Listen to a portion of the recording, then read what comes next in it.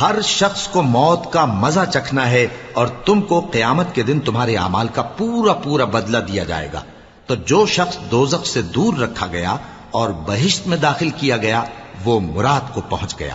اور دنیا کی زندگی تو دھوکے کا سامان ہے۔ اے اہل ایمان، تمہارے مال و جان میں تمہاری آزمائش ضرور کی جائے گی، اور تم اہل کتاب سے اور ان لوگوں سے جو مشرک ہیں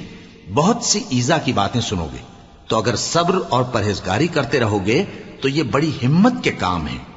اور جب اللہ نے ان لوگوں سے جن کو کتاب عنایت کی گئی تھی اقرار لیا کہ اس میں جو کچھ لکھا ہے اسے لوگوں سے صاف صاف بیان کرتے رہنا اور اس کی کسی بات کو نہ چھپانا، تو انہوں نے اس کو پس پشت پھینک دیا